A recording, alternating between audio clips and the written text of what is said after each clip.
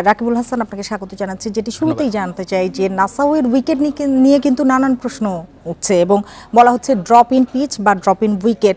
Drop in pitch wicket কেন বলা হচ্ছে এটা আসলে আগে একটু জানতে চাই। এই উইকেট ব্যাটারদের জন্য দুঃস্বপ্ন, সেটাই বা কেন বলা হচ্ছে?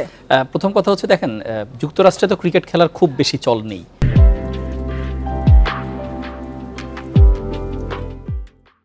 তো সেরকম জায়গার স্টেডিয়ামগুলো যেটাই দাঁড় করানো হোক না কেন, সেখানে এইভাবে মানে এই সাবকন্টিনেন্টে যেভাবে একটা স্টেডিয়ামে উইকেট আগে থেকেই থাকে, দীর্ঘ সময় পরিচর্যা করা হয়, সেটা যেহেতু ওখানে কালচারটা নেই, কিন্তু তারা আবার বিশ্বকাপের কো-হোস্ট। প্রথম পার্টটা হচ্ছে যুক্তরাষ্ট্রে। তখন আইসিসি থেকে যুক্তরাষ্ট্রের সাথে কথা বলে এই উইকেটগুলো অস্ট্রেলিয়ায় বানিয়ে সেটা ফ্লোরিডায় এনে রাখা হয়েছিল এবং সেখান থেকে ফাইনালি এসে সেট আপ করা হয়েছে। কিন্তু যে সময়টা তার একটা উইকেটে দেয়া দরকার ছিল, সেই সময়টা দেয়া হয়নি। কারণ আপনি জানেন যে কোনো কিছু আন্ডার প্রিপেয়ার্ড বলে একটা জিনিস আছে, সেটা যাই বলেন না কারণ আন্ডার প্রিপেয়ার্ড কোনো কিছুতে কিন্তু ভালো মানে আদর্শ ফলাফল আসে না এই উইকেটের বেলা। এবং ওই ড্রপ ইন কথাটা এই জন্যে যে একটা জায়গা থেকে এনে আর একটা জায়গায় ড্রপ করা হচ্ছে, এই হচ্ছে ড্রপ ইন উইকেট। এবং উইকেটগুলো আন্ডার প্রিপেয়ার্ড মনে হচ্ছে বলেই আপনি রান ঠিক মতো হচ্ছে না, 4 ছক্কা দেখা যাচ্ছে না।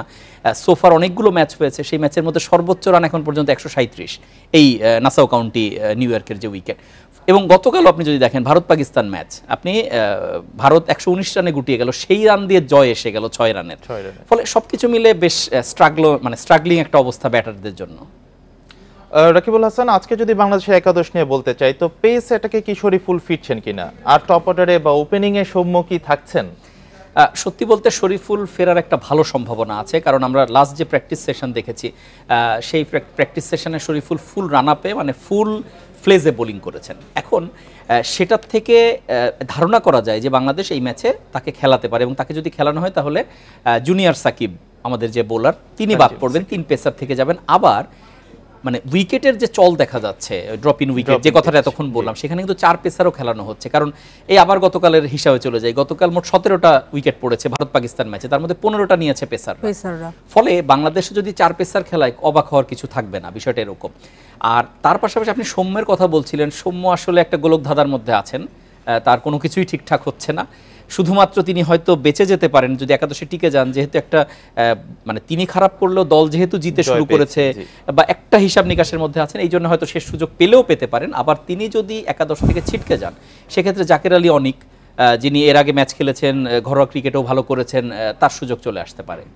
আর সেক্ষেত্রে এই যে উইকেট, এখানে ভালো করতে গেলে, সাফল্য পেতে গেলে কি করতে হবে? এবং আপনি বলছিলেন যে পেস অ্যাটাক, সেটাতে গুরুত্ব দিতে হবে, সেরকম বিষয়। সত্যি কথা হচ্ছে কি, মানে যে উইকেট আন্ডার প্রিপেয়ার্ড যে উইকেটের কথা আমরা বলছি, যেটা অনেক সমস্যা তৈরি করছে, সেই জায়গাটায় আপনি যদি ভালো করতে চান তাহলে একদম ক্রিকেটের যে বেসিক, সেই জায়গাটায় চলে যেতে হবে। বেসিক বলতে আমি বোঝাচ্ছি, আমরা বাংলাদেশে একাডেমিতে দেখি কি ছোট ছোট ছেলে মেয়েরা খেলা যে শুরু করে, তখন কিন্তু তাদের বেসিক শেখানো হয় যে আগে তুমি ডিফেন্স করা শেখো, অল্প রানে এই প্লেসে মারলে, এইভাবে শট খেললে এখানে, যে এরকম কথাবার্তাগুলো থাকে।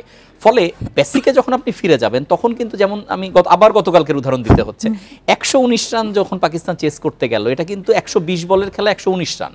এখানে শর্টস খেলার দরকার নেই যে আমার 4 মারতে হবে, 6 মারতে হবে, এরকম না।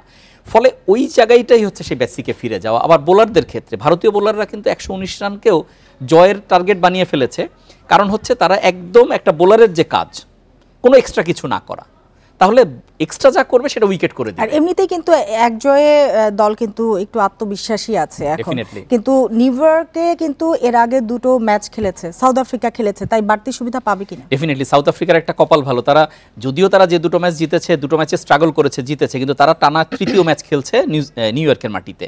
ফলে এটা সাউথ আফ্রিকার জন্য একটা অ্যাডভান্টেজ, কোনো সন্দেহ নেই। বাংলাদেশ এই মাঠে ভারতের সঙ্গে একটা প্রস্তুতি ম্যাচ খেলেছিল, বিশ্বকাপের প্রস্তুতি ম্যাচ, তারপরে ডালাসে যে শ্রীলঙ্কাকে হারিয়ে এসেছে, আবার নিউ ইয়র্কে ফিরেছে। ফলে বাংলাদেশের জন্য একটু অ্যাডজাস্টমেন্টের ব্যাপার আছে, কোনো সন্দেহ নেই। আপনি যেটা বলছেন যে এই ম্যাচে ভালো করতে গেলে দু দলই, মানে বাংলাদেশ, আমরা চাইবো অবশ্যই বাংলাদেশ ভালো করুক, কিন্তু লড়াইটা হবে লো স্কোরিং, কোনো সন্দেহ নেই। টস জিতে হয়তো ফিল্ডিং নিতে চাইবেন মানে অধিনায়ক। তো সব কিছু মিলে বাংলাদেশের জন্য একটা স্বস্তির জয় দিয়ে যেহেতু বিশ্বকাপ শুরু হয়েছে, এই জয়টা যদি হয়ে যায় তাহলে অলমোস্ট সুপার 8 নিশ্চিত বলতে হবে, কারণ পরের 2টো ম্যাচ হচ্ছে নেদারল্যান্ডস এবং নেপাল, যেখান থেকে জয় আসার কথা। রাকিবুল হাসান, আপনাকে অনেক ধন্যবাদ আমাদের সময় দেওয়ার জন্য, আমাদের সাথে যোগ দেওয়ার জন্য।